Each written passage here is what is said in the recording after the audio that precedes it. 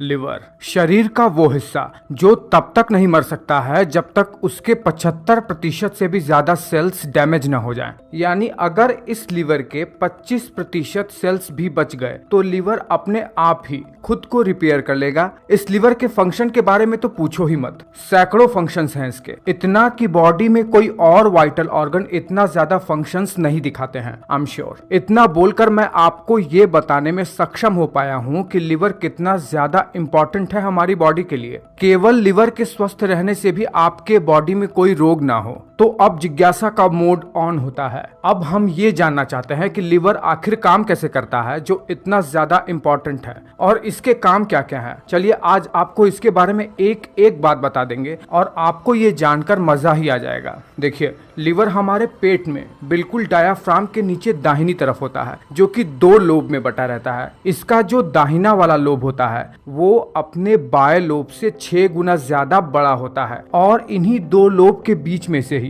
हमारा इसोफेगस होकर गुजरता है। हमारा लिवर गहरे भूरे रंग का होता है। इसके ऊपर एक कैप्सूल जैसी परत चढ़ी रहती है। लिवर वजन में 1.5 किलो तक होता है और इसकी चौड़ाई की बात करें यानी जो दाएं से बाएं तरफ की लंबाई होती है वो लगभग 15 सेंटीमीटर तक होती है। मैंने आपको एक वीडियो में ये बताया है कि हृदय कैसे काम करता है। उसमें मैंने आपको ये बताया था कि हृदय एक महाधमनी से जुड़ी रहती है जिसे कहते हैं एओर्टा। ये बिल्कुल नेशनल हाईवे की तरह होता है जो शरीर में सभी धमनियों से जुड़ा रहता है। यहीं से शरीर के सभी हिस्सों को खून जाता है। इस एओर्टा से एक बहुत बड़ी धमनी जुड़ी रहती है जो कि स्प्लीन से जाकर जुड़ जाती है। उसके बाद एक कॉम्प्लेक्स सिस्टम से जुड़ी हुई रक्त वाहिकाएं हमारे अग्नाशय यानी पैनक्रियाज और पेट से होते हुए हमारे लिवर से जाकर जुड़ जाती है। लिवर से ये जब जाकर जुड़ती है तो इसे पोर्टल वीन कहा जाता है। लिवर में जितना भी खून जाता है उसमें से 80% खून जिसमें ऑक्सीजन की मात्रा थोड़ी कम ही होती है वो इस पोर्टल वीन के थ्रू ही लिवर में जाता है।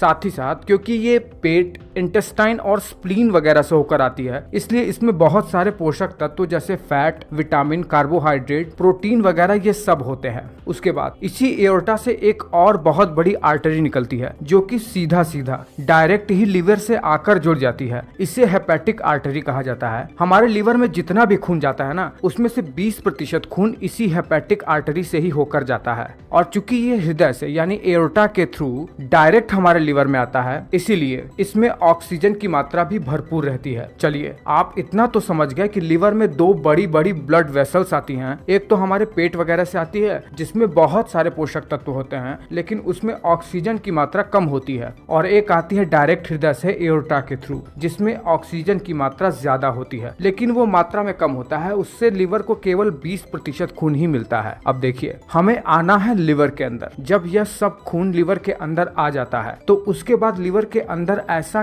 क्या प्रोसेस होता है जो हमारे जीवन के लिए बहुत ज्यादा इंपॉर्टेंट होता है। देखिए, जब हम लिवर को थोड़ा जूम करके देखेंगे तो हम पाएंगे कि लिवर के अंदर कई सारे हेक्सागोनल शेप के एक संरचना बनी हुई होती है जिसे हेपेटिक लोब्यूल कहते हैं। एक बार इस हेपेटिक लोब्यूल की संरचना को देख लीजिए। ये बिल्कुल एक हेक्सागोनल शेप में होता है और इसके कुल 6 कॉर्नर होते हैं। एक अनुमान के मुताबिक लिवर के अंदर कुल 10 लाख से भी ज्यादा हेपेटिक लोब्यूल हैं। अब देखिए, इन हेपेटिक लोब्यूल के 6 कॉर्नर पर जो 2 मुख्य ब्लड वेसल्स आ रही थी, हेपेटिक आर्टरी और पोर्टल वीन, वहां से कुछ ब्लड कैपिलरी इन हर एक हेपेटिक लोब्यूल के 6 कॉर्नर पर आकर ब्लड मुहैया करवाती हैं और यहाँ से ब्लड एक नालीनुमा संरचना बना देते हैं और ब्लड यहाँ से बहते हुए हेपेटिक लोब्यूल के बीच में एक सेंट्रल वीन होता है वहां पर जाते हैं। यह जो ब्लड नालीनुमा संरचना से बहकर जाती है उसके दोनों तरफ लिवर के सबसे मेन सेल्स हेपेटोसाइट्स होते हैं और इसी हेपेटोसाइट्स के पीछे की ओर होता है लिवर का दूसरा सबसे इंपॉर्टेंट सेल, कुफर सेल, जो रेड ब्लड सेल्स को फैगोसाइट करके यानी उन्हें डेड करके बाइल जूस बनाते हैं। तीसरा होता है hepatic stellate cell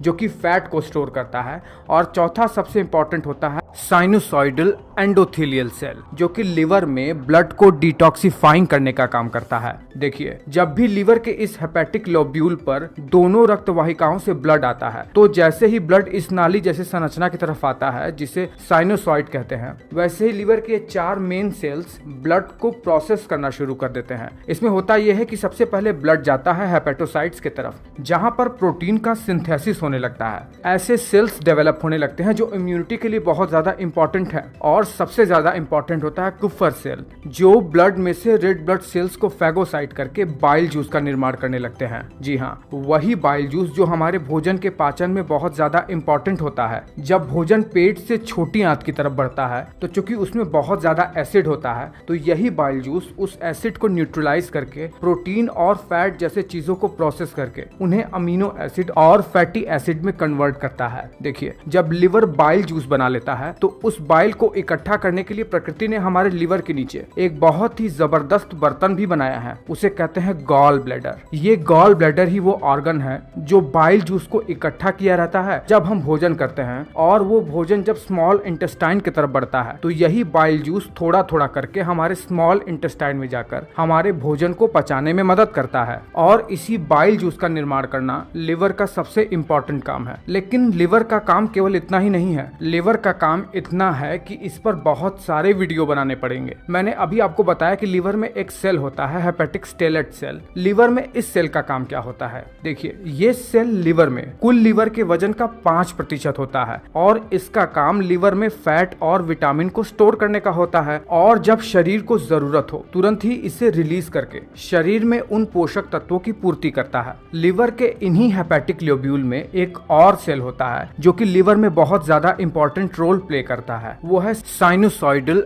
endothelial cell. इस सेल का काम होता है कि जैसे ही लिवर में ब्लड आता है, यह सेल लिवर में ब्लड को डिटॉक्सिफाइंग करके उससे हेपेटिक लोब्यूल के सेंट्रल वीन में भेज देता है, और वहां से ये बिल्कुल शुद्ध खून लिवर के बाहर जाता है और हृदय में पहुंच जाता है। कैसे? देखिए, लिवर में बाहर की ओर जाने वाला एक हेपेटिक वीन होता है जो कि हृदय में नीचे की ओर इंफीरियर वेना केवा की ओर जुड़ जाता है, और वहीं से ये शुद्ध खून जो कि डिटॉक्सिफाइंग हो चुका है वो अब ऑक्सीजन लेने के लिए हृदय के पास पहुंच जाता है। वहां से फेफड़े पर जाता है और फेफड़े से फिर ये हृदय में पंप होकर पूरे शरीर भर में ये शुद्ध खून